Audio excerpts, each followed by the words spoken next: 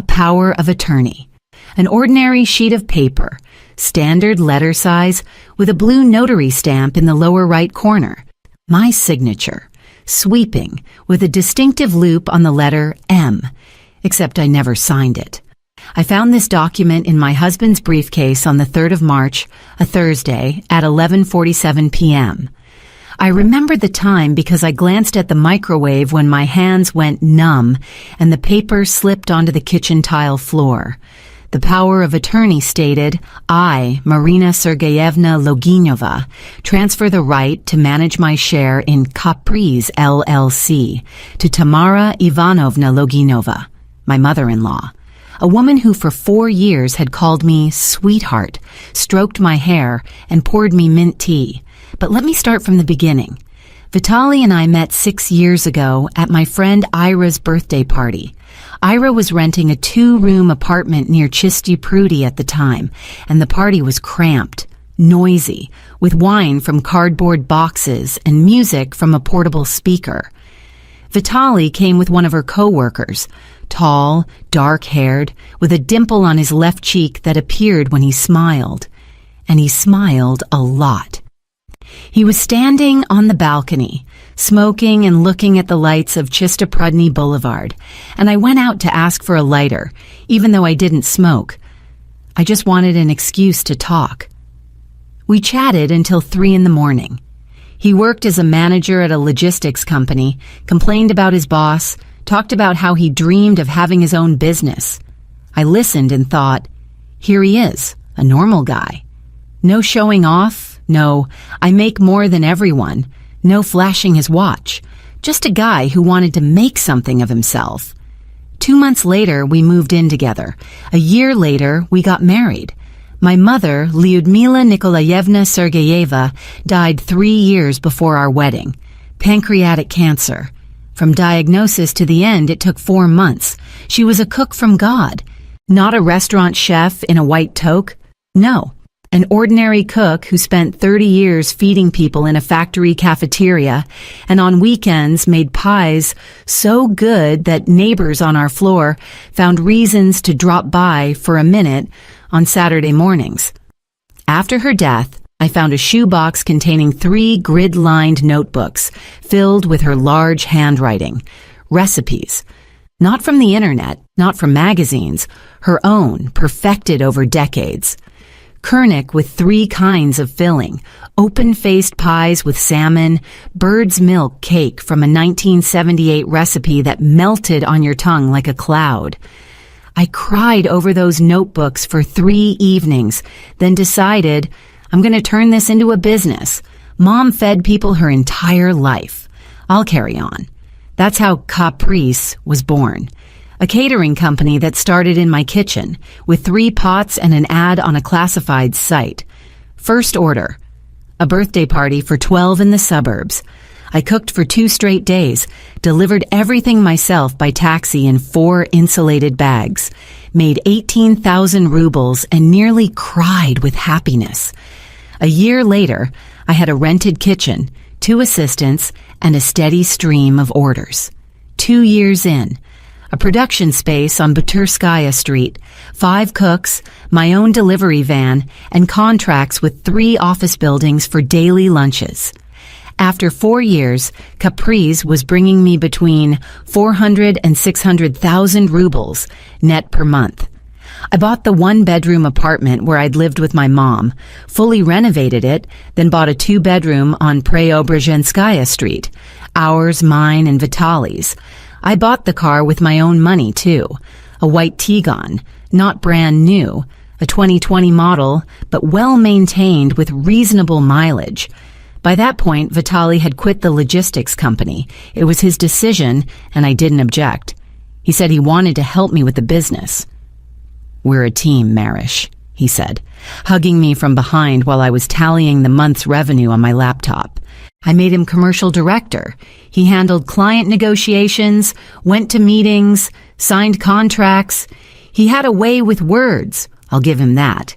He knew how to charm people, crack a joke at the right moment, pour a client some wine, and by the end of dinner, walk away with a contract.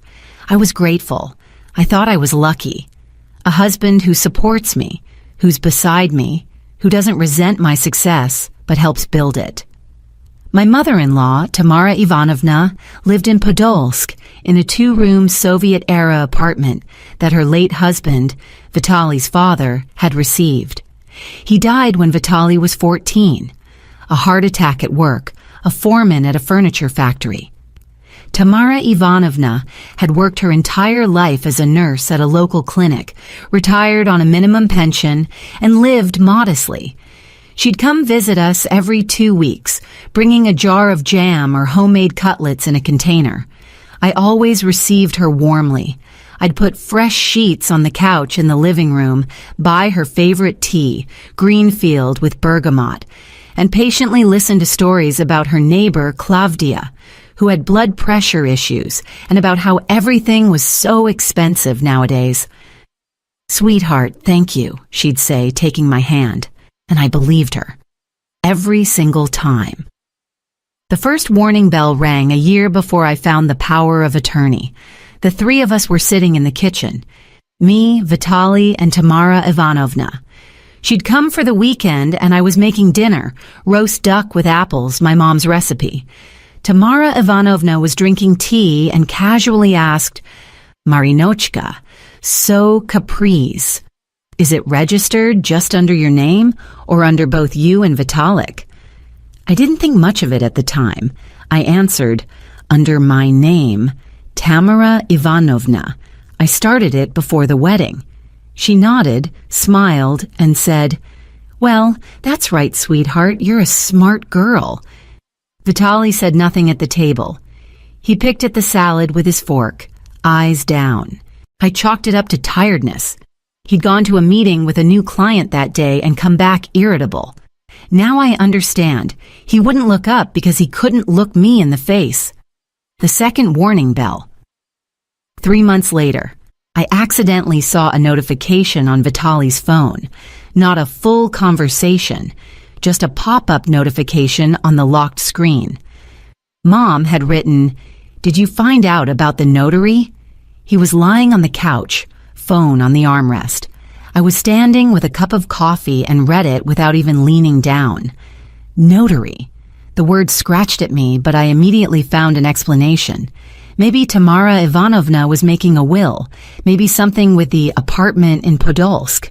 Who knows? I didn't ask. Didn't want to look paranoid. Didn't want to be that wife who checks her husband's phone and launches interrogations. I poured myself a second cup of coffee, sat across from him and asked, "How was your day?" He answered, "Fine," without looking up from his screen. I smiled and stayed quiet. That silence would cost me dearly later. The third warning bell I didn't even recognize as a warning bell. 2 months before the surgery, Vitaly suggested adding Tamara Ivanovna as a co-owner of Capri's. Just a formality, Marish, for tax optimization. My accountant suggested it. We didn't have an in-house accountant. We had an outsourced one, Lena, a quiet girl with a braid who filed reports once a quarter. I called her. "Lena, did Vitaly talk to you about optimization, about adding an owner?" Lena paused and said, "No, Marina Sergeyevna. Vitaly Olegovich hasn't called me in about 2 months." I hung up. Something clenched inside. Small, cold, like a pebble. But once again, I found an explanation. Maybe he asked someone else. Maybe he misspoke. I didn't bring it up, didn't argue. Just said, "Let's not do it right now, Vital. I don't have time to deal with paperwork." He shrugged. "Whatever you say." And he never brought it up again. Out loud. Never brought it up. The surgery happened and the keys to the production space. "Just in case," I said, "if something urgent comes up." He nodded, kissed me on the forehead, and said, "Don't worry, Marish, I'll handle it." And he did handle it. Just not what I had in mind. In the hospital, I was doing well as you can after surgery. A 2-person room, my roommate. An elderly math teacher named Vera Grigorievna, recovering from gallbladder removal. We sipped broth from a thermos and watched a Turkish soap opera on her tablet. Vitali came once, the second day after the surgery, brought oranges and a bouquet of chrysanthemums, sat for 20 minutes, nervously glancing at his watch. "Lots of work, Marish," he apologized. "2 banquets this week." I nodded. "Of course, go ahead. I'm an understanding wife. I'm not going to demand attention when we have a business to run." Vera Grigorievna, after Vitali left, looked at me over her glasses and said, "Your husband sure was in a rush, like someone lit his tail on fire." I waved it off. Shouldn't have. I came home on Saturday, January 9th. Vitali met me at the door, helped me take off my coat, sat me on the couch, brought me tea. The apartment was clean, suspiciously clean. Usually when I went away for even 2 days, dirty dishes would pile up in the kitchen and wet towels would end up on the bathroom floor. Now the place smelled of lavender air freshener. The dishes gleamed in the drying rack. Even the baseboards had been wiped down. "You cleaned?" I asked, and there was probably too much surprise in my voice because he tensed slightly. "What, I don't know how to clean?" he grumbled, heading to the kitchen. I chalked it up to hurt feelings, like his wife doesn't appreciate him. I took a sip of tea. The tea was bitter, oversteeped. I didn't say anything. Then the ordinary days stretched on.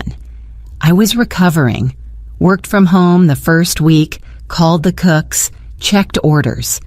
Vitali left every day for client sites and came home late, sometimes past midnight. I'd lie in bed alone, hear him come in, hear the refrigerator open, hear the door close, and fall asleep to his quiet footsteps in the hallway. I didn't notice anything, didn't want to notice anything. On February 2nd, I remember the date because it was my mother's birthday, I went to the office, a small room next to the production space, a desk, computer, safe, filing cabinet. I opened the laptop, logged into the online banking to check January's revenue, and the first thing I saw was the balance. It was $340,000 less than I expected. January is a good month for catering, corporate events, New Year's banquets, orders for Old New Year. I opened the statement. Transfers. 6 transfers to an account I didn't recognize. 50 to 70,000 each, labeled operating expenses, procurement, equipment. I checked the invoices. There had been no equipment purchases in January. I pulled up the receipts. All suppliers had been paid from a different account, as usual. Those 340,000 had gone somewhere they shouldn't have. My fingers went cold. I sat in front of the screen staring at 6 lines in the statement, and each line was like a click. Quiet, distinct, irreversible, like the sound of a lock closing. I entered the recipient account number into our database search. Nothing. It wasn't any of our vendors. I copied the number, opened a new tab, and typed into the search bar. How to find out who owns a bank account. Nothing useful, just advice to contact the bank. I closed the laptop. My hands were trembling. I pressed my palms flat on the desk, dug my fingers into the cool laminate, and forced myself to breathe. Inhale for 4 counts, exhale for 6. That's how my mother's friend Aunt Nina taught me when I had panic attacks after Mom's death. Inhale, exhale, inhale. Maybe it's a mistake, I said out loud. Maybe Vitali opened a new account for some project and forgot to tell me. I almost convinced myself. Almost. But the pebble inside, that small cold pebble, had gotten heavier. I didn't call Vitali. I don't know why. Instinct, probably. An animal sense that says, don't show that you know. Don't spook him. I drove home, made dinner, cutlets using my mom's recipe with breadcrumbs and ice water, which makes them fluffy. Set the table and waited for my husband.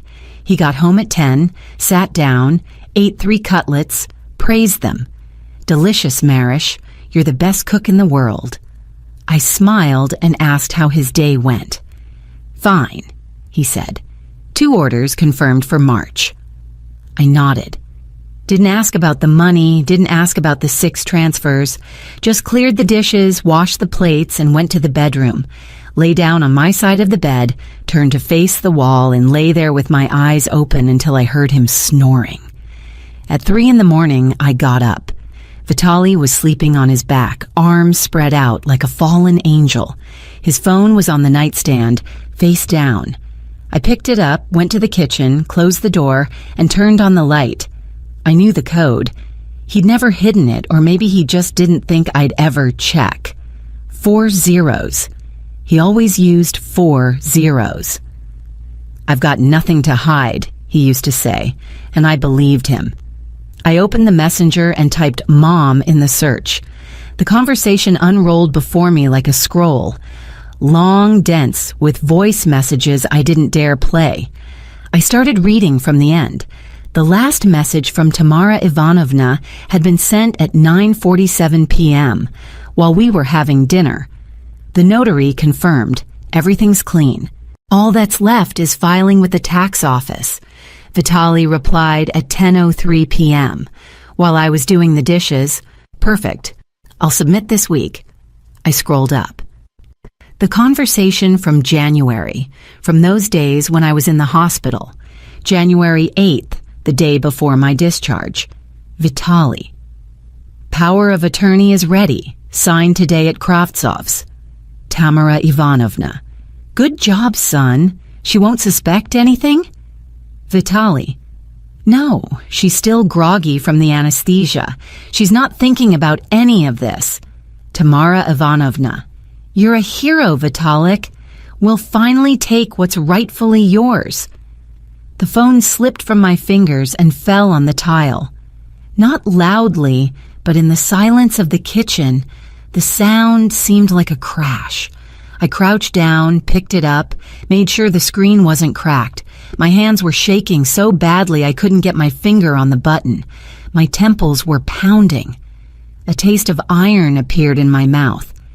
That metallic tang you get when you bite the inside of your cheek, except I hadn't bitten anything. Fear had a taste, bitter, metallic, with a hint of bile. I forced myself to keep reading, scrolled to December, to November, to October. The conversation stretched back for months. They'd discussed everything. How to optimize my business, how to re-register the assets, how to protect the family capital. Tamara Ivanovna wrote in long messages, with exclamation marks and typos. Notary came out as notary, power of attorney as power of attorney. But the meaning was crystal clear. They wanted to take capris. My capris, grown from my mother's grid-lined notebooks, from my sleepless nights, from 18,000 rubles for that first order in the suburbs. They wanted to transfer it to Tamara Ivanovna's name and present me with a done deal. A direct quote from Vitaly's message on November 15th. When everything's ready, I'll just tell her. Where's she gonna go? No kids. The apartment's in my name. Let her go crawling to her daddy. The apartment in his name. I reread that 3 times. The apartment I bought with my money. The 2-bedroom on Preobrazhenskaya. How could it be in his name? I exited the messenger, opened the photos. Vitaly didn't clean out his gallery. There were thousands of pictures. I scrolled through the recent ones and found it. A scan. A gift deed. I, Marina Sergeyevna Loganova. Gift to my husband, Vitaly Olegovich Loganov. My share of the apartment at the address. My signature. That same sweeping signature with the loop on the M, the one I never put there. Dated January 10th, the second day after my surgery. While I lay in that hospital room with Vera Grigorievna, while we sipped broth and watched a Turkish soap opera, while I was happy about the oranges and chrysanthemums, my husband was forging my signature and transferring my home into his name. I sat on a stool in the middle of the kitchen, white. One word spun in my head over and over like a broken record. Why? Why? I gave him everything. I hired him when his boss got to him. I paid for the apartment, for the car, for his mother. I transferred $30,000 to Tamara Ivanovna every month. Her pension's so small, Marish. I never once threw it in his face. Never once said, "This is my money." Because I believed family meant sharing, that we were a team.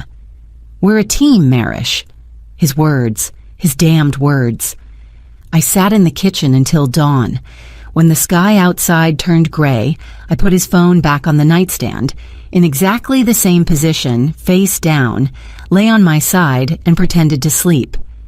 Vitaly woke up at 8, as usual, stretched, yawned, picked up his phone, looked at the screen, got up, went to the bathroom, turned on the shower.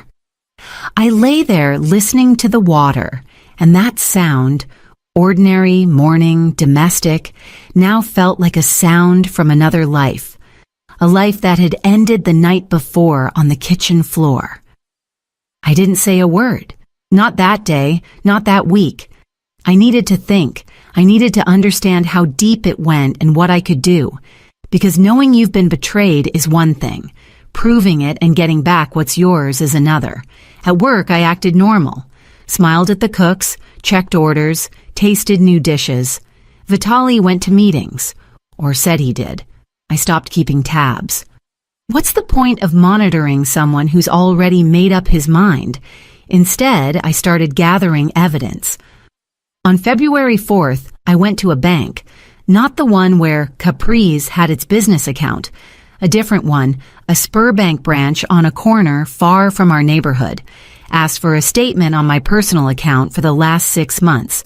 The manager, a young woman with a short haircut and a name tag reading Alina, printed 3 pages and passed them across the counter. I sat down in a chair by the window and started going through them. 3 transfers I hadn't made, 50,000 rubles each, from my personal account to Tamara Ivanovna's account. Dates: November, December, January. Regular, like clockwork. Except I hadn't made those transfers. I looked up and stared out the window. Wet snow was falling, cars crawled along the highway, people hurried toward the metro. An ordinary February day, and the last support was being kicked out from under me. Vitaly had access to my online banking. I'd given him the password myself before the surgery, just in case. And he'd used it, carefully, little by little, so I wouldn't notice. 50,000, not the kind of amount you'd go checking statements for unless you were specifically looking. He'd calculated it perfectly. He knew me. Knew I trusted him. Knew I wouldn't go digging. Knew I'd be busy recovering from surgery. Knew everything, and used every single bit of that knowledge against me. I walked out of the bank and got in the car. My hands rested on the steering wheel, and I sat there for about 10 minutes without starting the engine. Snow settled on the windshield in soft flakes, and the world beyond the glass blurred like a watercolor. I remembered how a year ago Vitaly and I had driven to Suzdal for the weekend. He was behind the wheel, I sat beside him, we sang along to some silly song on the radio, and he laughed, and the dimple on his left cheek was so deep, and I thought, God, how lucky I am. But he was already, I checked the dates in the messages, already then discussing with his mother how to take my business. We sang, drove along the snowy highway, and he smiled at me, knowing that in 6 months I'd have nothing. I felt sick, physically. Bile rose, burning my throat, and I barely managed to open the car door and lean out. I threw up right on the parking lot asphalt outside Spurbank. A woman nearby stopped. "Are you all right? Should I call an ambulance?" I shook my head, wiped my mouth with the back of my hand, and said, "No, thank you. I'm fine now." The woman walked away. I closed the door, leaned back against the headrest, and shut my eyes. Fine. Of course I wasn't fine. It was only beginning. That evening, I called Ira, my friend at whose birthday party I'd once met Vitaly. Ira had become a lawyer by then, specializing in family law, handling divorces, dividing assets. I called her from the car parked outside our building. Didn't want Vitaly to hear. "Ira, I need your help," I said, and my voice cracked treacherously against my will. "Marish, what happened?" Ira picked up on it immediately. "Not over the phone. Can we meet tomorrow?" "Of course. Come to the office at 10. I'll text you the address." I hung up and sat in the car for another 5 minutes, looking at the lit windows of our apartment on the 4th floor. A shadow moved behind the curtains. Vitaly walking around the room, talking on the phone. To whom? His mother? The notary who confirmed? Someone else I didn't know about yet? The shadow stopped by the window. For a second, I thought he was looking down at my car. I instinctively pressed myself into the seat. Then the shadow moved away. I exhaled and went inside. Ira's office was in a business center near Belaruskaya Station. 3rd floor, glass partitions, a cactus on the windowsill, and a nameplate reading Nikitina IV Legal Consultancy. Ira met me at the door, tall, red-haired, in a sharp gray dress with glasses pushed up on her head. She hugged me, sat me in a chair, poured water from the cooler, and I told her everything. From the very beginning. The mother-in-law's question about the business owners, the text about the notary, the suggestion to add Tamara Ivanovna, the surgery, the messages, the power of attorney, the transfers. Ira listened in silence. She didn't gasp, didn't exclaim, didn't say, "How awful." She listened like a professional. And that was exactly what I needed. When I finished, she took the glasses off her head, put them on her nose, looked at me over the lenses and said, "Good. You did the right thing coming to me instead of making a scene." I wanted to, I admitted. I wanted to throw his phone in his face and ask, "Are you serious?" And that would have been a mistake. Ira leaned forward. "Because right now, he doesn't know that you know. That's your biggest weapon, Marina, the element of surprise." "So what do I do?" I swallowed hard. The glass of water nearly slipped from my fingers. My palms were damp. Ira pulled out a notepad and started writing. "First, the power of attorney is forged. You didn't sign it. That's a criminal case. Article 327, forgery of documents. If they've already filed something with the tax office based on this power of attorney, that's also fraud. Article 159. "Criminal?" I repeated. The word was heavy, leaden. "Exactly." Ira looked up at me. "Marina, do you understand that they're not just being greedy? They committed a crime. They forged your signature on a legal document. This isn't a family argument. This is a criminal offense." I nodded. A lump sat in my throat. "Second," Ira continued, "the transfers from your personal account. You didn't make them?" "No." "Did you give your husband access to your online banking?" "I need screenshots of the messages, a copy of the power of attorney, bank statements, everything." "I didn't take screenshots of the messages." I went cold. I read them on his phone, but go back and do it. At night, when he's asleep. Screenshots, then forward them to yourself. Then delete the forwarded messages from his messenger. That's important so he doesn't get suspicious. What if he changed his password? 4 zeros? Ira smirked. Guys like him don't change passwords. They're sure they've got everything under control. I left Ira's office with a clear plan. For the first time in days, I felt not horror, not nausea, not numbness, but something different, cold, sharp, focused, as if a switch had flipped inside me, replacing panic with calculation. I drove home along Tverskaya, and the city outside the window was the same, gray February with dirty snow and billboards. But I was looking at it through different eyes, the eyes of someone with a plan. That night, I got up at 3 again. Vitaly slept as usual, on his back, mouth slightly open, snoring, steady, deep. 4 zeros. Ira was right. The password hadn't changed. I opened the conversation with Mom and started taking screenshots, methodically from the end, in order. My finger slid across the screen, and every message was like a blow. October 15th. Find out from Kravtsov how much a power of attorney costs. October 23rd. Kravtsov charges $150, expensive but reliable. November 3rd. What if she notices? She won't, Mom. She trusts me. November 20th. Vitalik, maybe we shouldn't. She is your wife, after all. Mom, we've already discussed this. It's my business, too. I work there. December 2nd. Kravtsov says he needs a sample signature. Find something with her signature. December 10th. Found one, a lease agreement in her desk. Took a photo. And then a photo of my signature, up close with the distinctive loop on the M. I forwarded the screenshots to an email I'd created specifically for this, a new account with a password no one could guess. I forwarded, deleted the forwarded messages from his messenger, checked that no traces remained, 53 screenshots, the entire history of the conspiracy, laid bare.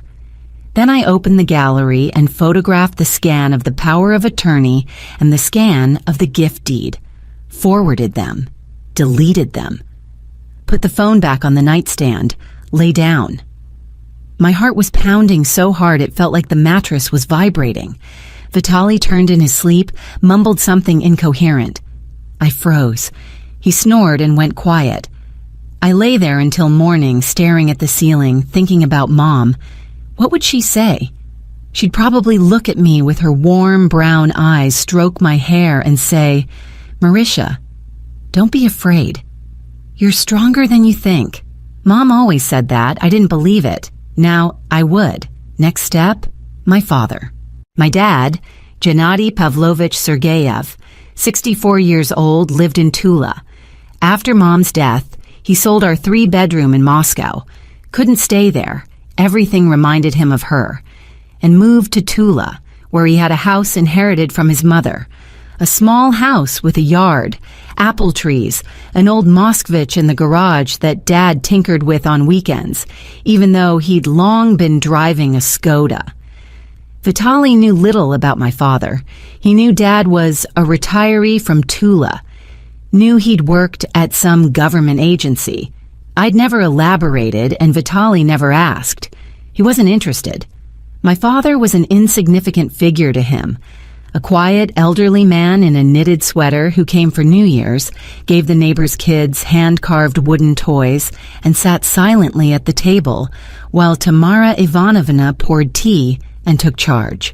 Once, at our wedding, Vitali called my father a quiet nobody from the provinces, behind his back. I overheard, felt hurt, but stayed silent. Shouldn't have. My father, Gennady Pavlovich Sergeyev, before retiring, had served 31 years in the investigative committee of the Russian Federation. His last 8 years, as deputy head of the Department for Investigation of Major Cases. He retired with the rank of Major General of Justice. He had an address book containing the numbers of people who determined fates, judges, prosecutors, heads of investigative departments across the country. Dad never flaunted any of it, never told stories from work, never flashed his credentials at a store or on the road. He just lived, quiet, calm, with a perpetual half-smile and hands that smelled of wood and machine oil. Vitali didn't know. Tamara Ivanovna didn't know. Neither of them had bothered to ask. To them, Dad was the old man from Tula. I called my father on February 6th, a Saturday. Vitali had left for a client. I no longer checked where. I locked myself in the bathroom, turned on the water, and dialed the number. "Marisha," Dad's voice, as always, calm, slightly husky. "Did something happen?" "Dad, I need your help. Please come." A pause. Dad never asked twice. If his daughter asks him to come, it's serious. "I'll be there tomorrow morning," he said, and hung up. He arrived the next day at 9 a.m. I met him at the building entrance, lean, in a gray coat and cap, with a small travel bag. We didn't go to the apartment. We went to a coffee shop across the street, small, half empty, smelling of cinnamon and humming with the coffee machine. We sat in the corner. I ordered a cappuccino, Dad, black tea, no sugar, and I told him everything. Same as I'd told Ira. From the beginning, in order, with dates and details. Only with Ira I'd held myself together, and with Dad, I broke. Halfway through, when I got to the scan of the power of attorney with my forged signature, the tears came flooding, hot, scalding like boiling water. I pressed my hand over my mouth to keep from sobbing out loud, and Dad silently handed me a handkerchief, not a paper napkin, but a real cloth handkerchief, white with an embroidered monogram, GS. Mom's gift to him. He'd carried it for 20 years. Dad listened, didn't interrupt, didn't exclaim. His face was motionless, but I could see the muscle in his jaw working, steady, rhythmic, like a metronome. I knew that expression. I'd seen it twice in my life, when Mom got her diagnosis and when neighborhood punks shoved me off the swings and I split my knee down to the bone.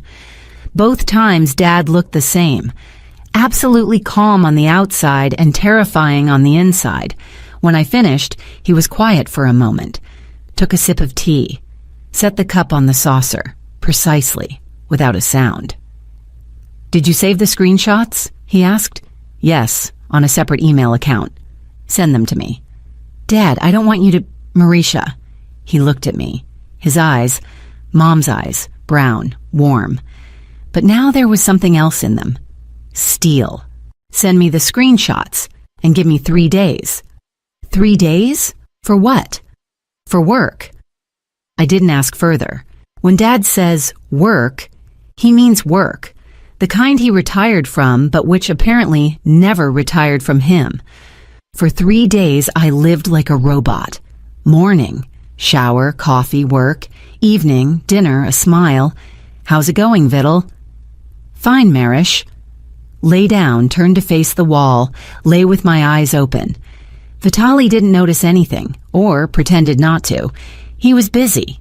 Those days he often talked on the phone, stepping out onto the balcony and pulling the door shut. I could see through the glass as he paced, gesticulated, smiled. Once I read his lips, "Everything's going according to plan." A shiver ran through me. I turned away and started chopping onions for soup. Tears from onions were a convenient cover. On the third, Dad met me at the gate, led me to the kitchen. Spacious, with a wooden table that still remembered my childhood. On the table lay a folder, not the kind you carry to the office. A worn cardboard folder with string ties, the kind they used in Soviet government offices. Dad sat across from me, placed his hands on the table, large, with bulging veins, fingers stained with wood varnish, and said, "Listen carefully." And I listened. The notary, Anton Igorevich Kravtsov, whom Vitaly had gone to, turned out to be more than just a notary. He already had 2 warnings from the notary chamber for questionable transactions. Dad's contacts had pulled up the information in 2 days. Kravtsov had been certifying powers of attorney without the principal present. That is, without me. That's a blatant violation. That alone was enough to void the power of attorney and open a case. But that wasn't all. Dad found out that Vitaly had already filed paperwork with the tax office to change Capri's ownership structure. The application was registered on January 11th, the day after he signed the power of attorney on my behalf. According to this filing, Tamara Ivanovna was to become co-owner with a 51% share. 51. A controlling stake. They hadn't even tried to be modest. They wanted everything. And one more thing. Dad opened the folder and pulled out a sheet. Your apartment on Preobrazhenskaya, the gift deed that you signed on January 10th. That deed has already been registered with the property registry. Legally, half the apartment belongs to Vitali. I couldn't breathe. I opened my mouth and couldn't inhale. The air turned thick, like cotton. Dad poured me water from a carafe, thick-walled, old, with bubbles in the glass, and waited while I took a sip. "Dad," my voice was alien, hoarse. "What do I do?" He gave me a long look, then said, "Nothing. Nothing. Will handle it." "How?" "Tomorrow I'll call Kirill," Dad said. "The name the way you say the name of someone you've known for 30 years. Simply, without last name, without title." Kirill is the head of the investigative division for the Moscow region. We started out together. I'll show him the materials, and he'll decide whether to open a case. "But, Marisha," Dad covered my hand with his, "I think he will. It's clean. Forged signature, unauthorized financial transactions, conspiracy. A clear-cut 159. And the apartment? We'll get it back. A gift deed signed by someone who isn't you. That's a void transaction. The court will nullify it in no time, especially with a handwriting analysis." I sat at my mother's table, in my mother's house next to Dad, and for the first time in those terrible days, I felt warm, not from relief, from something else, from knowing I wasn't alone, that behind me stood a person you couldn't fool, that the quiet nobody from the provinces had spent 31 years catching criminals far bigger than Vitalik Loganov. Dad poured more tea and said, "Now listen to the plan." The plan was this. I go home and continue acting normal. Give nothing away. Dad contacts Kirill, hands over the materials. Kirill begins a preliminary investigation. Simultaneously, Ira, my lawyer, files a court petition to have the power of attorney and the gift deed declared invalid. And, the key moment, we wait for Vitali and Tamara Ivanovna to make their final move, for them to come to me and present me with a done deal, as Vitali had planned. Because at that moment we'd have everything, evidence, filings, and witnesses. "When they come," Dad said, "I'll be there." "Dad, are you sure?" I squeezed his hand. "I don't want you to—" "Marisha," he smiled, and for a second I saw Mom in that smile. "This is what I've lived for." I returned to Moscow by evening.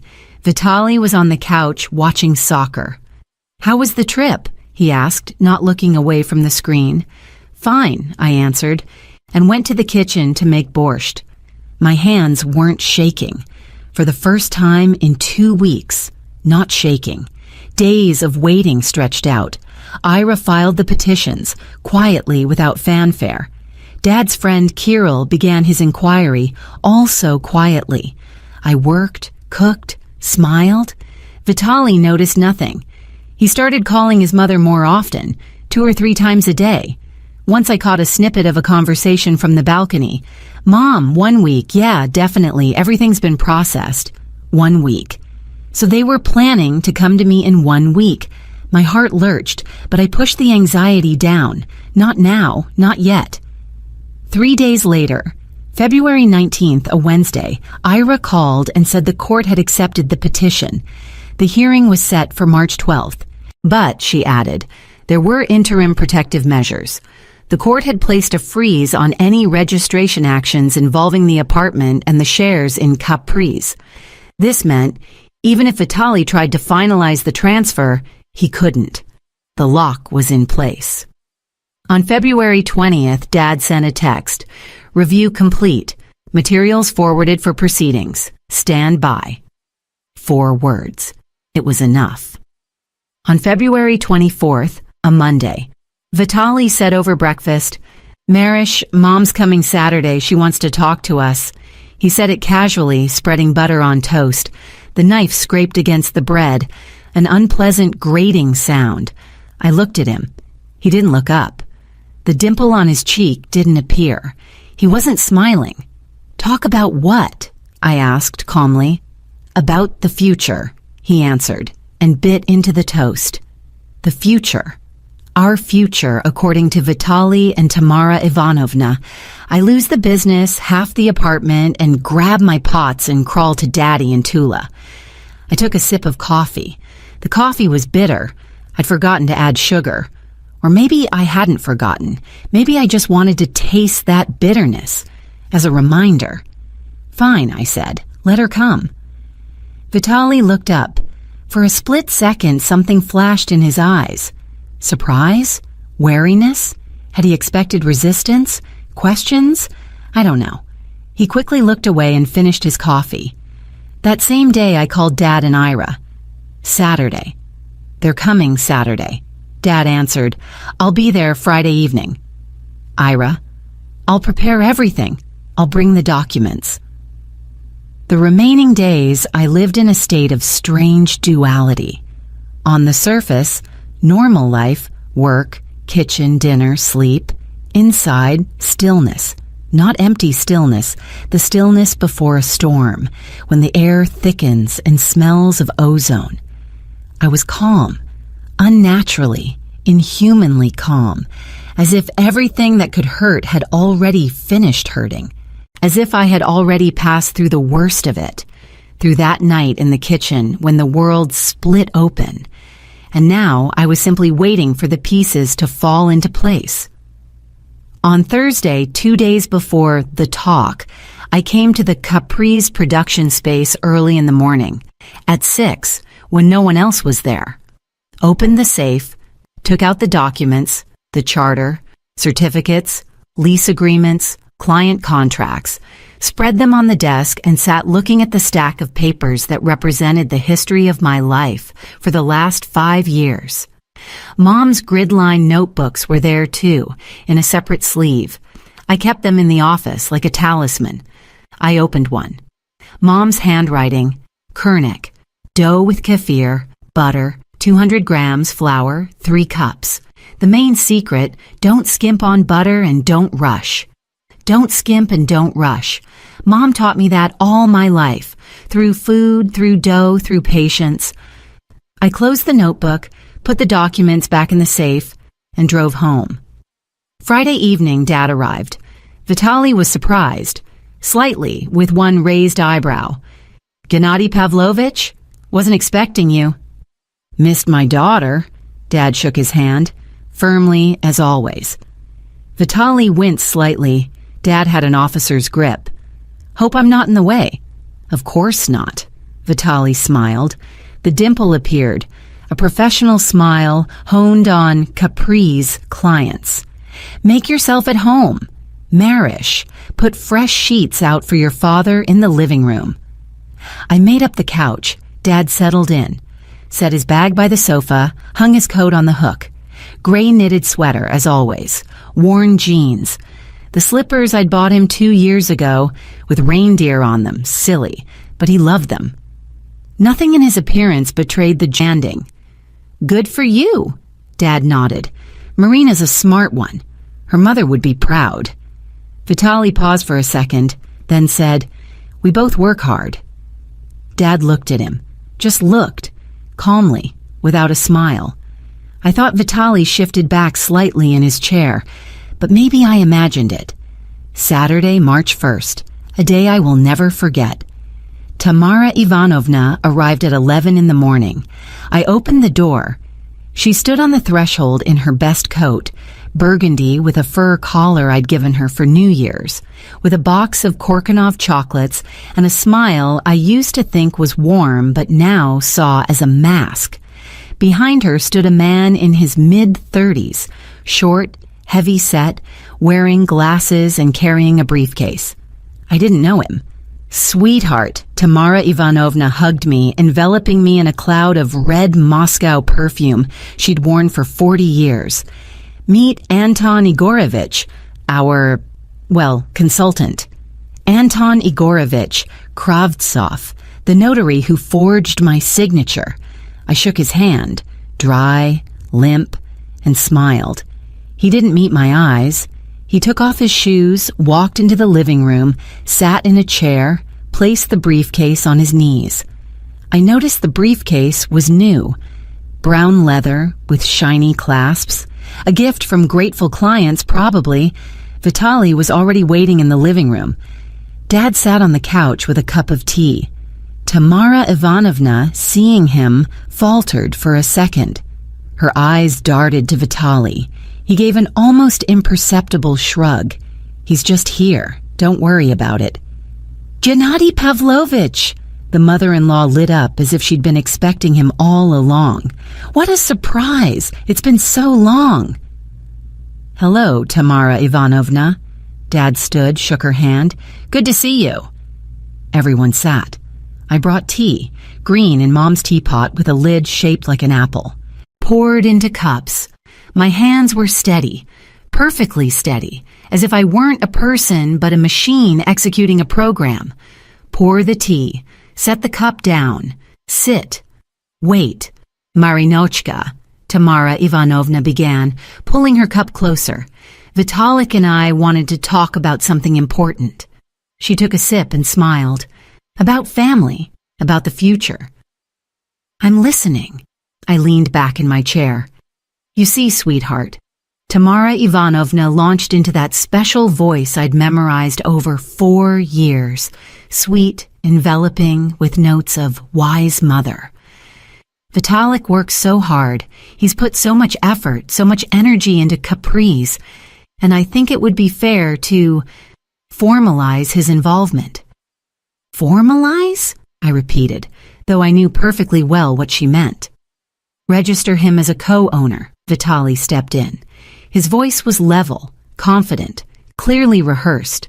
Marish, I'm not demanding, I'm suggesting. We're a family. Let's be honest with each other. The business is shared, so the ownership should be too. Honestly. The word drove in like a splinter. I clenched my hand under the table. Nails dug into my palm. And Anton Igorovich, I looked at the notary, is here for what? Anton Igorovich was kind enough to agree to handle all the paperwork.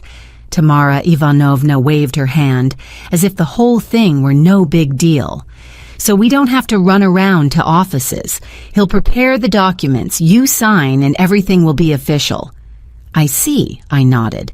So I sign, and Vitaly becomes co-owner of Capri's. Well, not Vitaly. Tamara Ivanovna hesitated slightly. Me, in my name. It's more reliable, you understand. Vitalik is a man. He could have... Well, things happen. But a mother, that's forever. It's for the family. There it was. They weren't even hiding it.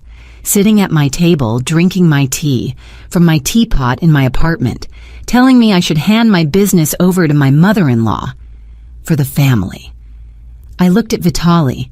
He was staring at the table, not at me. At the table, picking at a crack in the surface with his fingernail. And if I say no, I asked, quietly, very quietly. Tamara Ivanovna and Vitaly exchanged a glance, a quick look, no more than a second, but I caught it. In that glance was everything, coordination, a plan, a rehearsed response. Marish, Vitaly leaned forward, I don't want to say this, but we've already partially completed the paperwork. There's a power of attorney. The documents are at the tax office. We just wanted to do this the nice way, without conflict. The nice way, I repeated. You forged my signature while I was recovering from surgery, transferred half the apartment into your name, siphoned money from my accounts. And this is... the nice way? Silence. Such silence that I could hear the kitchen faucet dripping, steady, rhythmic, like a metronome's beat. Vitaly went pale. Tamara Ivanovna froze with her cup halfway to her lips. Notary Kravtsov swallowed nervously. His Adam's apple jerked. You... Vitaly started and choked. How did you... I know everything, Vitaly. I said his name in full, without Vital, without Vitalik. In full. Like a verdict. I know about the messages with your mother. I know about Notary Kravtsov. I know about the power of attorney you cooked up on January 8th. I know about the gift deed. I know about the 6 transfers from the Capri's business account to God knows whose account. I know about the 3 transfers from my personal account to Tamara Ivanovna's account. And I know what you wrote to your mother. Where's she gonna go? No kids, the apartment's in my name. Let her go crawling to her daddy. Vitaly recoiled in his chair as if struck. Tamara Ivanovna slowly set her cup down. The sound, porcelain against porcelain, was brittle, fragile, like the situation they'd boxed themselves into. Marinochka, the mother-in-law spoke first, and her voice was different now. Not sweet, not enveloping, but thin, taut, like a string about to snap. You've misunderstood. We wanted what was best, for everyone. For everyone? I turned to her. For everyone. That's when you forge a signature? When you steal money? When a wife is lying in a hospital bed and her husband runs to a notary with a fake power of attorney? It's not fake, Kravtsov suddenly blurted. I certified it in full accordance. Anton Igorovich, I looked at him, and he fell silent. You certified a power of attorney without my presence, without my consent, with a forged signature. You already have 2 warnings from the notary chamber. Want a third, or shall we go straight to criminal charges? Kravtsov went white, literally. His face became the color of the wall behind him. He opened his mouth, closed it, opened it again, and said nothing. His hand reached for the briefcase, as if he wanted to stand up and leave. Sit, Dad said. He said it quietly, without raising his voice, but Kravtsov froze as if a hand had been placed on his shoulder. Dad hadn't gotten up from the couch. He sat there in his knitted sweater, cup of tea in hand, wearing reindeer slippers. And with a single word, the notary pressed himself into the chair. Gennady Pavlovich. Tamara Ivanovna turned to Dad, and something new rang in her voice. Not fear. Not yet fear, but the premonition of fear. Please stay out of this. It's a family matter. Family, Dad nodded, set down his cup, slowly, deliberately, like everything he did. Tamara Ivanovna, do you know what I did before I retired? Something in government, I think, she waved dismissively. But that's not the investigative committee, Dad said. 31 years. Deputy head of the Department for Investigation of Major Cases, Major General of Justice. A pause. Long. Heavy. I watched the information pass through Tamara Ivanovna, like water through sand, slowly, inevitably. Her face changed, surprise to confusion to realization to horror. 4 stages in 5 seconds. Vitaly beside her. The same path. Only slower. He stared at Dad, and I could see his pupils dilating, literally, physically dilating, like a cat's in the dark. Vitaly swallowed. You're serious? Absolutely. Dad leaned toward the travel bag sitting by the couch and pulled out the folder. That same one, cardboard with string ties, worn, placed it on the table, untied the strings. It's all here, he said. Screenshots of your messages, bank statements, a handwriting expert's report, the signatures forged, by the way, of documents. He took out the documents and fanned them across the table, like cards. Each sheet was like a blow, a screenshot of the messages, a bank statement, the expert's report, a resolution stamped in blue ink. Tamara Ivanovna stared at the documents, and I watched the color drain from her. Not just the flush from her cheeks. No, all color. She turned gray, waxy, like a mannequin. Her hand rose to her throat. A classic gesture, one I'd seen in movies, but never in real life. This is a misunderstanding, she whispered. Vitalik, say something. Vitaly was silent. He sat gripping the armrests of his chair, and he was silent. His silence was the loudest sound in the room, louder than the dripping faucet, louder than my heartbeat. It was the silence of a man who understood everything, and knew there was no way out. Vitaly Olegovich, Dad addressed him formally as if in an interrogation. You have the right to an attorney. I recommend you exercise it. Investigative proceedings will begin this week. Wait, Vitaly finally spoke. His voice was hoarse, strangled, as if someone had him by the throat. Wait, Marish, we can fix everything. I'll return it all. We'll void the power of attorney, transfer the apartment back, the money. I'll return the money, I swear. He turned to me, and in his eyes was something I'd never seen in 6 years. Genuine, unmistakable fear. Not an act, not manipulation. The animal fear of a man who's just realized he's facing prison. Marish, please. No criminal case. I'll fix everything. I looked at him, at this man I'd lived with for 6 years, whom I'd loved, whom I'd trusted, who sang with me in the car on the way to Suzdal while behind my back he discussed with his mommy how to rob me blind, and I felt nothing. Emptiness. A ringing, clean emptiness, like a room stripped of all its furniture. Take your pots and get out, I said, quietly, without anger, without shouting. I repeated his own words back to him, the ones he'd written to his mother. That's what you were planning to say to me, Vitaly? He flinched as if slapped. Well then, I continued, the pots are mine, the business is mine, the apartment is mine, and you're free. Pack your things and go to Mommy in Podolsk. Marinochka. Tamara Ivanovna sprang to her feet. You have no right.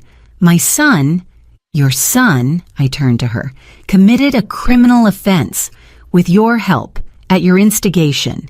You, Tamara Ivanovna, are an accomplice.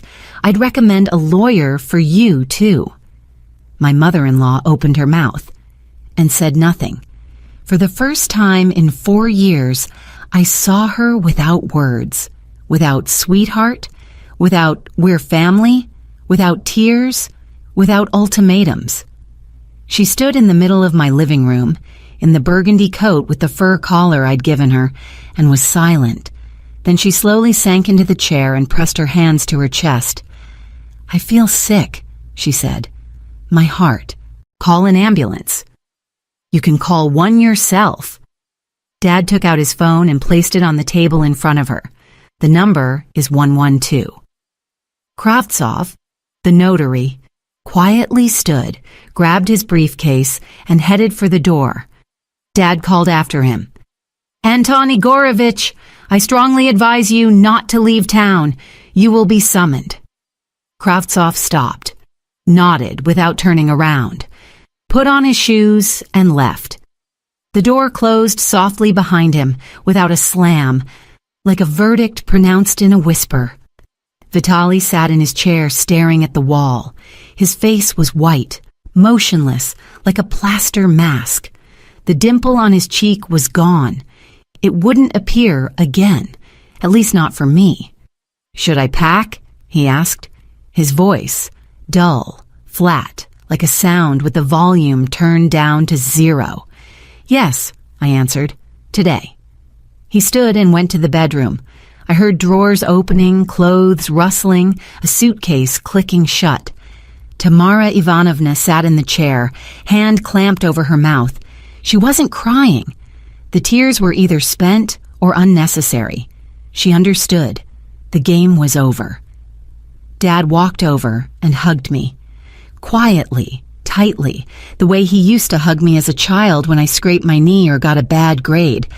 I buried my face in his sweater. It smelled of wood and tea, and stood there for a minute. Maybe 2. I didn't cry. The tears had run out somewhere between February 3rd and March 1st. All that was left was warmth. Dad's warmth. The kind you can't forge, can't sign with a fake signature, can't transfer into someone else's name. Vitaly came out 20 minutes later. A suitcase, a gym bag, a plastic bag with shoes. In the hallway, he stopped and turned to me. Marish, he began. Don't, I shook my head, just go. He stood there another second, opened his mouth, closed it, then turned and walked out. Tamara Ivanovna stood up, grabbed the box of Korkanov chocolates she'd brought, and shuffled after him. At the threshold, she turned back. You'll regret this, she hissed. A final attempt, a last bullet. No, I won't, I answered, and closed the door. The lock clicked. I leaned against the door and slowly slid down to the floor. The hallway tile was cold, even through my jeans. I sat on the floor, arms around my knees, staring at the ceiling. The silence in the apartment was deafening, not empty, full of everything that had just happened. Dad appeared in the hallway, looked at me, sat down on the floor beside me. We sat there, father and daughter, on the cold tile of the entryway, leaning against the front door. He was silent. I was silent. There were no words. None were needed. After half an hour, I got up, went to the kitchen, and put the kettle on. Dad sat at the table. I took out Mom's teapot, the one with the lid shaped like an apple, rinsed it, added the tea leaves. We drank in silence. Outside the window, it was getting dark. February dusk crept over the city like gray cotton. The streetlights came on, yellow, warm, cozy. On the windowsill sat a pot with an African violet I'd planted in November. It had bloomed. 3 small purple flowers, bright, stubborn, alive. I looked at them and thought, this is it. This is what after looks like. The following weeks were tight, like a compressed spring. Ira handled the court case. The power of attorney was declared invalid. The gift deed was annulled. The apartment came back to me. Vitaly didn't fight it. His lawyer, who I later learned was paid for by Tamara Ivanovna, who had taken out a loan against her apartment in Podolsk, advised him to cooperate with the investigation. Kravtsov, the notary, immediately cut a deal, gave testimony, confirmed that Vitaly had brought a photo of my signature, and asked him to process it quickly. No unnecessary questions. His notary license was revoked. The money, $340,000 from the Capri's business account and $150,000 from my personal account, Vitaly returned. Not all at once, in installments, over 2 months. He sold a car that, as it turned out, he'd bought with money from those very operating transfers. A blue Volkswagen Polo, 2021 model. I hadn't even known he'd bought it. Registered to his mother. Another layer. Another lie that burst like an abscess. The criminal case moved slowly. Investigations take time. But Dad said, don't rush it. The important thing is that it exists. It's their anchor. With that anchor, they're not going anywhere. And he was right. Vitaly, who in March still tried calling me, I didn't answer, fell silent by April. Tamara Ivanovna went quiet too. Ira said they'd hired a new lawyer and were trying to negotiate a reconciliation. I refused, not out of revenge, out of principle. There are things you can't reconcile. Forging a signature is one of them. The divorce was finalized in April, quietly, without scenes, without dividing property. There was nothing to divide. Everything was already mine.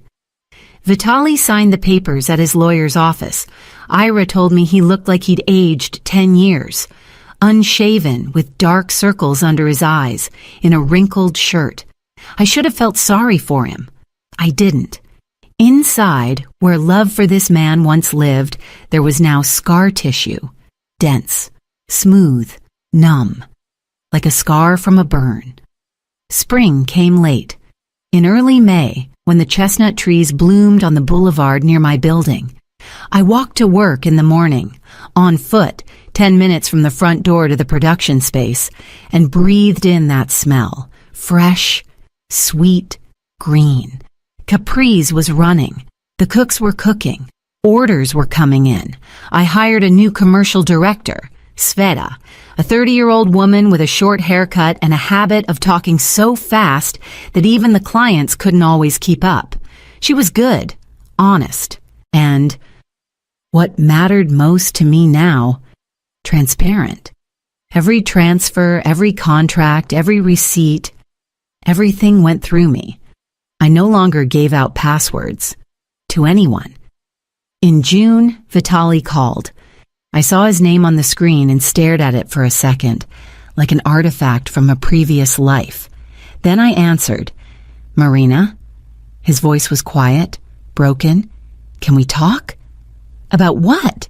"About us, about what happened. I understand what I did." I said nothing. Outside the kitchen window, my kitchen, in my apartment, summer rain was falling. Drops tapped against the windowsill, and that sound was simple and right, like everything that remained in my life after the lies had been removed. "Marina, I haven't slept properly in 3 months," he continued. "I understand there's no forgiveness, but I want you to know I'm ashamed, truly." "Okay," I said. "You've said it. I've heard it. Goodbye, Vitaly." "Wait." I hung up, set the phone on the table, looked at the rain. Then I opened Mom's grid-lined notebook, the one that now lay in my kitchen, and found the recipe for cherry pie. Mom had written, "Don't skimp on the cherries. Sugar to taste. The dough should breathe." I got out the flour, butter, cherries from the freezer, turned on the oven, and started cooking. That evening, Dad called. "How are you, Marisha?" "Good, Dad. Baked a pie. Mom's recipe with cherries." "Did it turn out?" "It did." A pause. Then Dad said, "Your mother would be proud. So am I." "Thanks, Dad." "Well, hang in there. Call if you need anything." "I will." I hung up. The sun was setting, low, warm, orange. A ray fell on the kitchen table, on Mom's notebook, on the plate with the pie. The cherries showed through the crust in dark spots, like constellations in a dawn sky. I cut myself a slice, poured some tea, and sat by the window. A piece of pie, a cup of tea. Silence. My kitchen, my apartment, my business, my life, all